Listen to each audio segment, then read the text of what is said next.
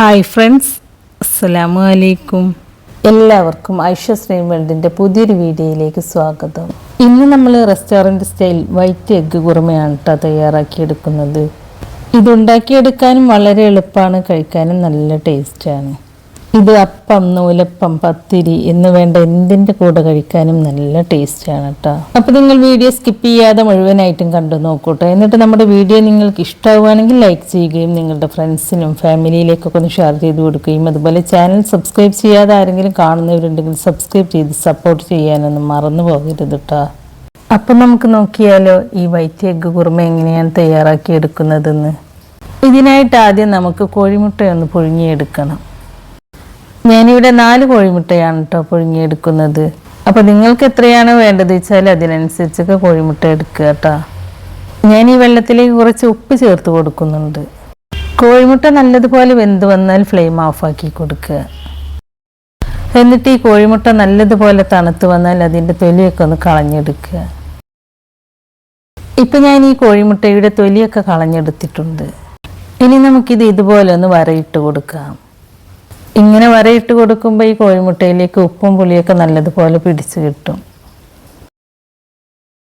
ഇനി ഒരു കടായി അടുപ്പത്ത് വെച്ചിട്ട് ചൂടായിട്ട് വരുമ്പോൾ അതിലേക്ക് 1 ടേബിൾ സ്പൂൺ വെളിച്ചെണ്ണ ഒഴിച്ചു കൊടുക്കുക. എന്നിട്ട് ഈ എണ്ണ ചൂടായിട്ട് വരുമ്പോൾ അതിലേക്ക് 1/2 ടീസ്പൂൺ കുരുമുളക് പൊടി ചേർത്ത് കൊടുക്കുക. അതിൻ്റെ കൂടെ തന്നെ കുറച്ച് കറിവേപ്പിലയും ചേർത്ത് കൊടുക്കുക. അതിനുശേഷം നമ്മൾ വരയിട്ട് കൊടുത്ത കോഴിമുട്ട ഉണ്ടല്ലോ, അതും ഈ ചട്ടിയിലേക്ക് ചേർത്ത് കൊടുക്കുക. എന്നിട്ടിത് ചെറിയ തീയിലിട്ടിട്ടൊന്ന് വറുത്തെടുക്കുക. അപ്പോൾ ഈ കുരുമുളകൊക്കെ ഈ മുട്ടയിൽ നന്നായിട്ട് പിടിച്ച് കിട്ടിക്കോളും. ഒരു 2 മിനിറ്റൊക്കെ ചെറിയ തീയിലിട്ട് ഇങ്ങനെ വറുത്തെടുക്കുന്ന സമയത്ത് കോഴിമുട്ട ചെറുതായിട്ട് അവിടെ ഇവിടെയൊക്കെ ഒന്ന് പൊരിഞ്ഞ് വരികയും ചെയ്യും. ആ കുരുമുളകിൻ്റെയും കറിവേപ്പിലയുടെയും ഫ്ലേവർ ഈ കോഴിമുട്ടയിൽ നല്ലതുപോലെ പിടിക്കുകയും ചെയ്യും. ഈ ഒരു രീതിയിലാവുന്ന സമയത്ത് കോഴിമുട്ട ഒരു പാത്രത്തിലേക്ക് മാറ്റി കൊടുക്കുക. എന്നിട്ട് ഇതൊരു സൈഡിലേക്ക് മാറ്റി വെക്കുക. ഇനി ഈ സെയിം ചട്ടിയിലേക്ക് 1 ടേബിൾ സ്പൂൺ വെളിച്ചെണ്ണ കൂടി ചേർത്ത് കൊടുക്കുക. എന്നിട്ട് ഈ എണ്ണ ചൂടായിട്ട് വരുമ്പോൾ കുറച്ച് വെളുത്തുള്ളിയും ചെറിയൊരു പീസ് ഇഞ്ചി ഇതുപോലെ നീളത്തിൽ കട്ട് ചെയ്തതാണ് കേട്ടോ ചേർത്ത് കൊടുക്കുന്നത്. ഇനി ഇത് രണ്ടും ഈ എണ്ണയിലിട്ടിട്ടൊന്ന് വഴറ്റിയെടുക്കുക. അതിനുശേഷം 2 സവാള നീളത്തിൽ കട്ട് ചെയ്തതാണ് ചേർത്ത് കൊടുക്കുന്നത്. സവാള നല്ല നൈസായിട്ട് കട്ട് ചെയ്തെടുക്കണം എന്നൊന്നുമില്ല കേട്ടോ, കുറച്ച് വലുതായിട്ട് കട്ട് ചെയ്തെടുത്താലും കുഴപ്പമൊന്നുമില്ല. കാരണം ഇതെല്ലാം വഴറ്റിയെടുത്തതിന് ശേഷം നമുക്കിതൊരു മിക്സിയുടെ ജാറിലിട്ടിട്ട് അരച്ചെടുക്കാനുള്ളതാണ്. സവാള പെട്ടെന്ന് വഴന്നു വരാൻ വേണ്ടിയിട്ട് ഞാൻ ഇതിലേക്ക് ആവശ്യമായ ഉപ്പ് ചേർത്ത് കൊടുത്തിട്ടുണ്ട് കേട്ടോ. ഈ സവാള ബ്രൗൺ കളർ ആവൊന്നും വേണ്ട കേട്ടോ, നല്ലതുപോലെ ഒന്ന് സോഫ്റ്റായിട്ട് വെന്ത് കിട്ടിയാൽ മാത്രം മതി. ഇനി ഇതിലേക്ക് 3 പച്ചമുളക് നീളത്തിൽ കട്ട് ചെയ്തതാണ് ചേർത്ത് കൊടുക്കുന്നത്. പിന്നെ കുറച്ച് കാഷ്യൂ നട്ട്സും ചേർത്ത് കൊടുക്കുന്നുണ്ട്. ഞാനൊരു 12 എണ്ണമൊക്കെ ചേർത്ത് കൊടുത്തിട്ടുണ്ട് കേട്ടോ. കാഷ്യൂ നട്ട്സ് ചേർത്ത് കൊടുക്കുമ്പോൾ കറിക്ക് നല്ലൊരു ടേസ്റ്റുമാണ്, നല്ല തിക്കായിട്ട് കിട്ടുകയും ചെയ്യും. നമ്മളിതിലേക്ക് മുളക് പൊടി, മഞ്ഞൾപ്പൊടി, മല്ലിപ്പൊടി അതൊന്നും ചേർത്ത് കൊടുക്കുന്നില്ല കേട്ടോ. നമ്മളിതിലേക്ക് എരിവിന് വേണ്ടിയിട്ട് പച്ചമുളകും കുരുമുളകും മാത്രമാണ് ചേർത്ത് കൊടുക്കുന്നത്. അപ്പം നിങ്ങൾക്ക് എത്രയാണ് എരിവ് വേണ്ടത് വെച്ചാൽ അതിനനുസരിച്ച് പച്ചമുളകും കുരുമുളക് പൊടിയൊക്കെ ചേർത്ത് കൊടുക്കുക കേട്ടോ. ഇനി ഇതിലേക്ക് കുറച്ച് കറിവേപ്പിലയും കൂടി ചേർത്ത് കൊടുത്തിട്ടൊന്ന് മിക്സ് ചെയ്തെടുക്കുക.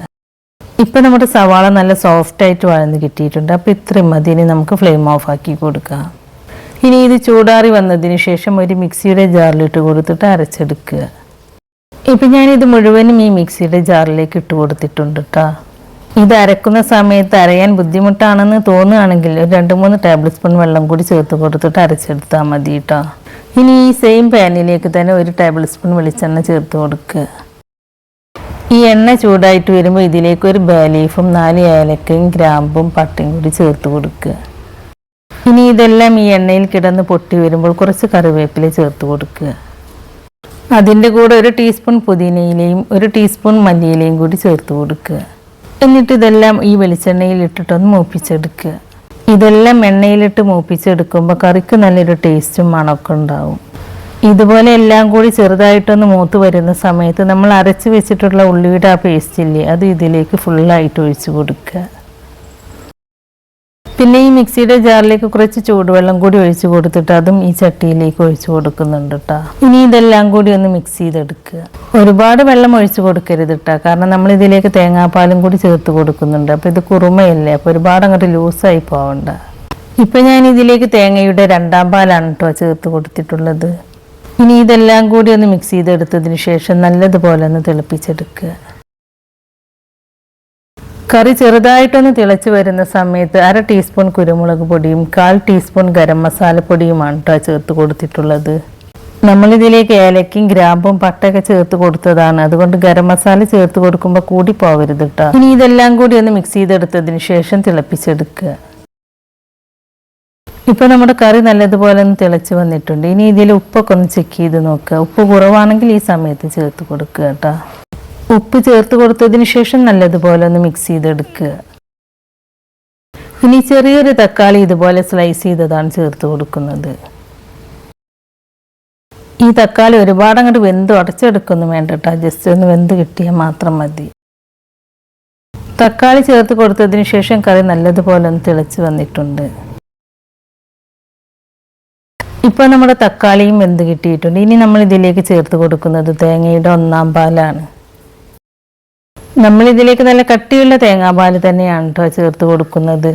തേങ്ങയുടെ 1/4 പാൽ ചേർത്ത് കൊടുത്തതിന് ശേഷം പിന്നെ ഈ കറി തിളപ്പിക്കരുത് കേട്ടോ, ഈ ചൂടിലിട്ടിട്ട് തന്നെ ഒന്ന് മിക്സ് ചെയ്തെടുത്താൽ മതി. ഇപ്പം ഞാനിത് നല്ലതുപോലെ ഒന്ന് മിക്സ് ചെയ്തെടുത്തിട്ടുണ്ട്. ഇനി നമ്മൾ ഇതിലേക്ക് ലാസ്റ്റ് ചേർത്ത് കൊടുക്കുന്നത് കുറച്ച് മല്ലിയില ചെറുതായി കട്ട് ചെയ്തതാണ്.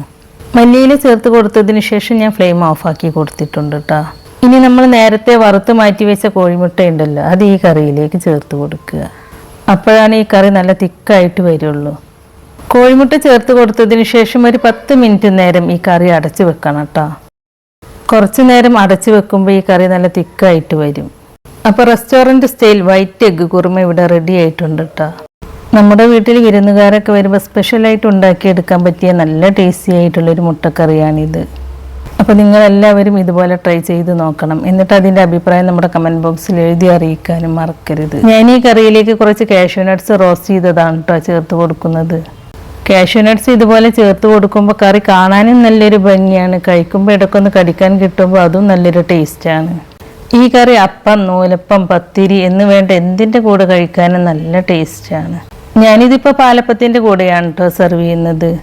ഈ പാലപ്പത്തിൻ്റെ റെസിപ്പി നമ്മുടെ ചാനലിൽ ഞാൻ മുമ്പ് പോസ്റ്റ് ചെയ്തിട്ടുള്ളതാണ്. അപ്പോൾ അതിൻ്റെ ലിങ്ക് ഞാൻ ഡിസ്ക്രിപ്ഷനിൽ കൊടുക്കാം, കാണാത്തവരുണ്ടെങ്കിൽ ഒന്ന് കയറി കണ്ടു നോക്കൂ കേട്ടോ. അപ്പോൾ നമ്മുടെ ഇന്നത്തെ ഈ റെസിപ്പി നിങ്ങൾക്ക് ഇഷ്ടമായിട്ടുണ്ടാവുമെന്ന് വിചാരിക്കുന്നു. ഇഷ്ടമായിട്ടുണ്ടെങ്കിൽ ലൈക്ക് ചെയ്യുകയും നിങ്ങളുടെ ഫ്രണ്ട്സിനും ഫാമിലിയിലേക്കൊക്കെ ഒന്ന് ഷെയർ ചെയ്ത് കൊടുക്കുകയും അതുപോലെ ചാനൽ സബ്സ്ക്രൈബ് ചെയ്യാതെ ആരെങ്കിലും കാണുന്നവരുണ്ടെങ്കിൽ സബ്സ്ക്രൈബ് ചെയ്ത് സപ്പോർട്ട് ചെയ്യാനൊന്നും മറന്നു പോകരുത് കേട്ടോ. സബ്സ്ക്രൈബ് ചെയ്യുമ്പോൾ കൂടെ കാണുന്ന നോട്ടിഫിക്കേഷൻ ബെല്ല് കൂടി ഓണാക്കി വെക്കുകയാണെങ്കിൽ ഞാൻ പുതിയ റെസിപ്പീസ് അപ്ലോഡ് ചെയ്യുമ്പോൾ അതിൻ്റെ നോട്ടിഫിക്കേഷൻ നിങ്ങൾക്ക് കിട്ടുന്നതാണ്. അപ്പോൾ ഇൻഷാ അല്ലാഹ് പുതിയ റെസിപ്പീസുമായി ഞാൻ വീണ്ടും വരാം. Thank you.